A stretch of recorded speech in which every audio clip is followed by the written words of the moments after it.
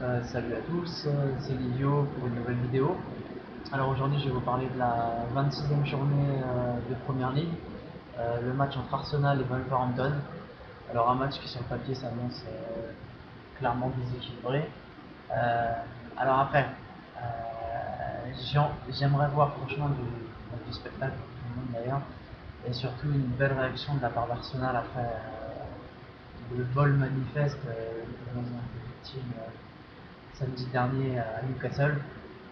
Bon, petit rappel, 4-0 à la mi-temps, ça se passait très bien. Puis ensuite, il y a eu cet attentat de Joey Barton sur Diaby. Diaby se fait justice lui-même, il est expulsé, ce qui était logique. Mais Barton aurait dû aussi quitter ses partenaires, tout simplement. Donc à partir de là, le match n'est plus le même. Bon, c'est vrai qu'après, à partir de ce match-là, on a vu quand même beaucoup de choses, que ce soit dans la presse française, sur les tabloïds anglais, à la télé. Donc, le match était truqué. En perso, j'y crois pas trop. Match truqué, non. Voilà, une erreur d'arbitrage, tout simplement. Derrière, Arsenal qui craque un peu, donc ça va vite. Juste deux pénaltys très contestables. Donc, tout ça réuni fait que 4-4 en soi, on va dire logique au vu de tout ce qui s'est passé, quoi. Tous les faits de jeu.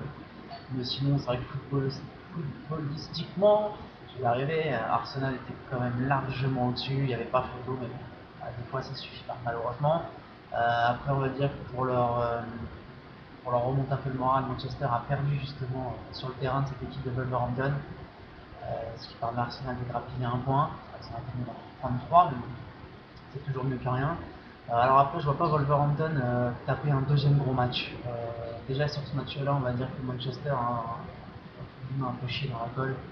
Euh, ils ouvrent le score par Nani, qui met encore une fois un très joli but. Mais alors derrière, dans le contenu, c'était franchement pas extraordinaire. Il y a toujours ces petites carences dans le jeu.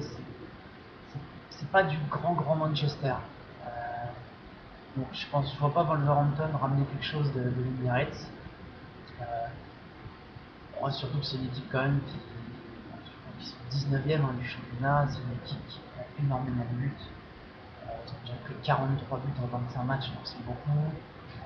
Là dernièrement, ils en ont pris 4 à Manchester City, ils en prennent 3 à domicile contre Liverpool, ils perdent 1-0 à domicile. Je crois que c'était contre Bolton ou Stoke, les deux.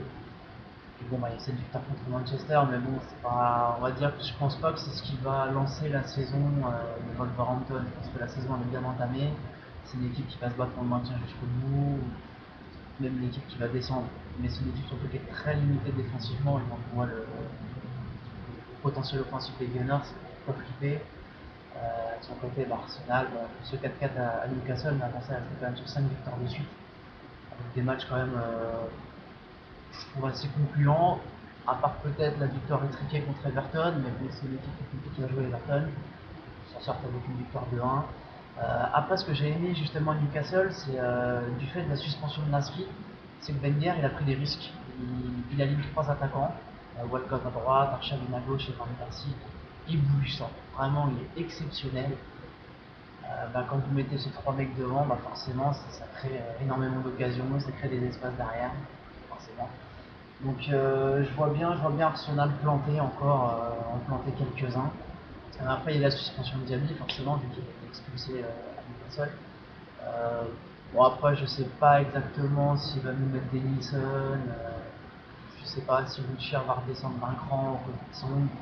Je sais pas exactement ce qu'il va nous mettre, mais j'espère vraiment voir ce trio offensif par Xavi, Malcolm, Van Persie. C'est vraiment une très bonne chose pour quelqu'un. Avec un Fabregas derrière pour éliminer le jeu, ma foi, ça devrait être une fois encore assez spectaculaire. Euh, bon, c'est pour ça que je pense que sur ce match-là, ça ne sert à rien de jouer Arsenal en sec, la cote est quand même assez basse. Je serais plus tenté pour prendre un petit risque. Je qualifie ça d'un petit risque. Ce serait de jouer Arsenal marque à chaque mi-temps avec une cote à 1,88 qui me paraît très intéressante. Donc on voit qu'Arsenal c'est quand même la deuxième meilleure attaque du championnat. C'est, si je ne m'abuse, 54 buts marqués en 25 matchs, c'est quand même énorme. Donc ouais, Arsenal marque à chaque mi-temps me paraît le bon pari, avec donc cette cote à 1,88. Voilà. Donc comme d'habitude, je vous souhaite une bonne soirée à tous et à très vite pour une nouvelle vidéo.